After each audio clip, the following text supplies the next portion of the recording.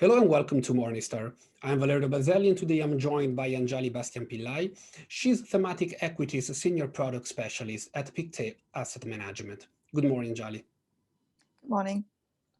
So generally speaking, thematic funds have been very popular lately, with technology, of course, among the best performing themes. Within the tech sector, there is a powerful trend, which is automation and robotics.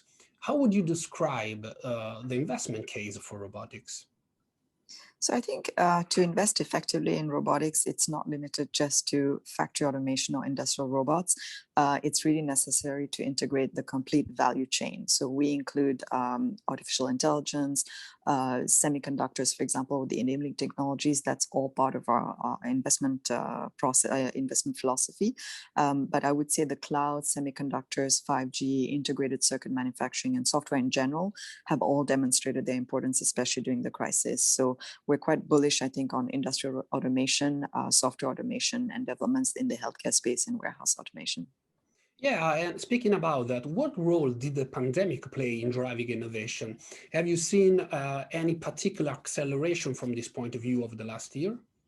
Yeah, I think the crisis has revealed how essential flexibility and business continuity is to any enterprise. I think the speed of change we've seen is first in what we call reshoring and onshoring. So it's bringing back critical productions, any supply chain that's critical to a country back closer to their home ground. I think the second one is software as a service. I mean, that the improvements there in terms of productivity, reducing cost, and additional flexibility, work from home, work from anywhere, has really exponentially grown. And I would say the rise or acceleration of semiconductor technology, including hardware through 5G, through EDA transformation, has been key. And I think the final one is the EV or electrification of cars, and partly driven by Biden's plan for infrastructure. But the auto industry has just expanded in that space, and it's very much in the news. You can see that every day. Right. And what are the biggest trends, the best investment ideas you currently see in the market concerning robotics? I think the first one, which is very obvious, is the healthcare area. I think any innovation and digitization within the healthcare systems are creating very good opportunity for us. I think improving diagnostics or more efficient treatments and anything related to hospitals dealing with COVID and cobots, robots, just helping this whole sanitary crisis. That's one. And I think the second one is really generally the innovation that we've seen, especially in AI. So really the trend in terms of the paradigm shift or the new norm, if you want, is driving, or AI is driving significant growth in specialized semiconductor hardware, which we've been able to profit in the fund. All right.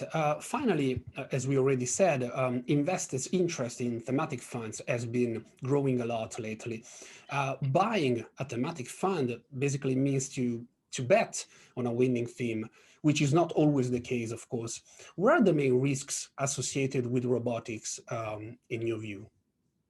So I think not following trends and looking more towards smart growth, sustainable long-term business models, and understanding what can disrupt actually the robotics theme or the robotics type of trends. I think that's really important. So chasing stocks which have gone too far, too fast, and we can see this week, I think that's been a losing game, right? Because fundamentals have been very strong. Earnings of all our tech companies have been one of the best, actually. But at the same time, you have the market reacting differently. And I think it's important to look at high quality, dislocated, cyclical stocks, as well as some of the growth stocks, but just avoiding to chase the high multiples and high valuations all the time.